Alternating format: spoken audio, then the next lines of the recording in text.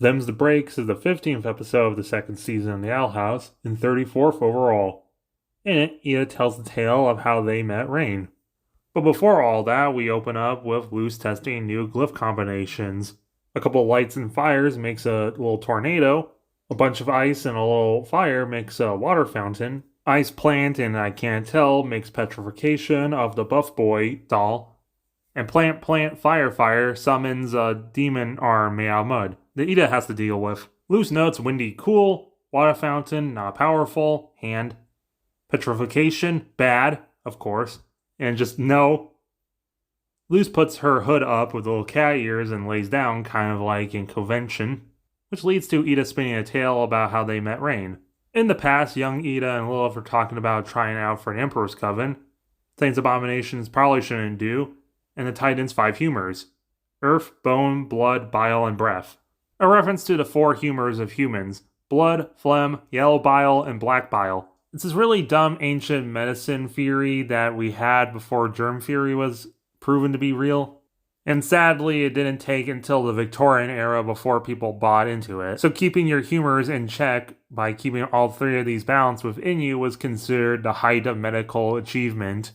Then at Hexside, we see probably Basha's parents, as well as a younger Harry Potter, who's an oracle, which I wasn't expecting, but I guess crystal balls are kind of like the TVs in this universe, so I guess it makes sense. We see a younger Alador, Darius, and Odalia, and they used to be friends. And younger Odalia definitely looks like Amity. The principal before Bump was Faust, which is a reference to the old German legend of a man who sold his soul for love and fortune. You see him have some red barred sleeves under his principal robe, so Phantom of the Paradise reference with Faust?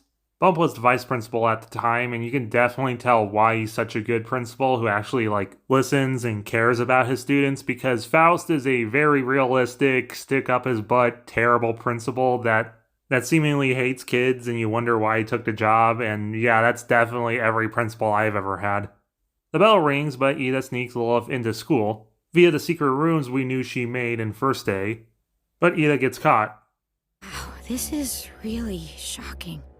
I thought there'd be more. This is a reference to something ventured. Huh, I thought there'd be more. Faust in his fire tale is considering expelling Ida, but gives her a chance to go with Bump to an expo to bring back a blue ribbon and make the school look good. We see that guy who likes eating his eyes again. Them and the person behind Ida kind of have these unique looking uniforms, which may or may not show that there are actually more than just 3 schools on these islands the size of Vermont. The stress toy. Anytime you feel the urge to cause chaos, just squeeze. The event is being hosted by a young Terra Snapdragon. Ha, it says heck. Throughout the crowd, we see younger version of Willow's dads. One of them's an abomination student from Glandis, and the other is a St. Epiderm student who's in a construction coven. Given in this episode they get to meet Terra, this might explain why they didn't want Willow in the plant coven. We also see this potion girl that has a fist hair, so she's probably related to Kikimora. And a bunch of kids are wearing gems, kind of like how Ida will. Ida tries a trust fall, in the most Ida way possible. Not again!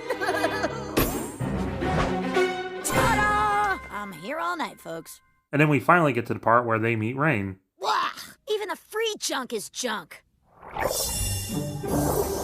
I don't know who you are, but you are a riot. Raine used to have a scholarship to St. Epiderm, which we learn is the private school. And during this scene, a version of Ida's Requiem plays in the back. I noticed that Raine does this little blow whistle thing to change the drink. Changing the chemistry of a liquid with sound waves. See? Bard magic can be cool. People just don't give it a shot. The 2 hit it off, and Ida notices that Raine has 2 ribbons. This is my 3rd time. Always the same boring activities, same boring faces. Till whittle ol' me? And notice this is the same convention hall from Convention. Ida and Raine are even in the same hallway that Amity and Luce will one day be in. That's nothing. A child could do a light spell. But I've never seen it cast like that. And the 2 choose to spend the day together, drawing butt grudgeby balls, making a "this stinks" sign, into a Rube Goldberg machine to pour into a Cool S cup, some Kool-Aid, which is a reference to Kool-Aid, even doing a little bit of wrestling. Yeah, they're thugging it. Our secret code is darkened. And then Terra makes the maze from Goblet of Fire and divides the kids between Coven and Wild and play cowboys and Indians. Ironically, Ida's put into the Coven and Raine's Wild.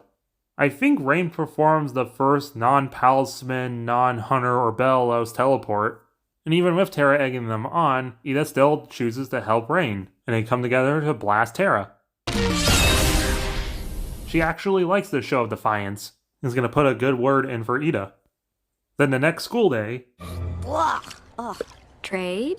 Huh? Raine? What are you doing here? Oh no! Your scholarship! Don't worry, I wanted to transfer out of Epiderm anyway. And apparently my parents always hated the cold on the knee. So Raine chooses to be with Ida, and introduces Ida to Apple Blood, which again, I think is probably just some weird boiling isles equivalent to apple cider. As well as this establishes that St. Epiderm is on the knee, which explains why their uniforms are baggier than the others, because, well, it's cold. As well as another cover of Ida's Requiem plays in the background again. Oh, you'll love it. It's got all the secrets. And since Terra spoke to Principal Faust, I can get away with pretty much anything. I've never had apple blood before. This stuff is good. And after that, we were inseparable. Loses hyper-realistic drawings again. Then at Bellows' palace, Terra gives Raine more of that mind bleach, and I told you to remember that little blow whistle they do, because, yep, Raine's not actually mind-controlled. And they're just pretending. Then a little abomination that has kind of familiar hair, I wonder why, gives Raine a little letter and shows that the Emperor is playing a draining spell, explaining why Bellows was experimenting with Basilisk. Draining spell channels power through 9 powerful witches. Drains through sigils, eclipse, spell center. Door is moving. It's getting real, yo. And the little abomination wants Ida to help. But Raine chooses to burn the little paper because they just want Ida to be safe. In the end credits, they totally forgot to credit Teen Lilith's voice actress, even though it is different finally. Instead, they credited Lilith's normal voice actress.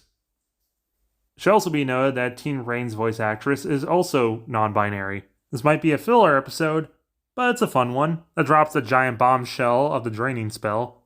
It's always fun seeing little Lilith and Ida and how close they used to be. Terra is such a fun, chaotic villain. I love seeing more of Ida and Raine. We're counting down to the day of Black Sun. I love how much Raine loves Ida, and I love the Owl House.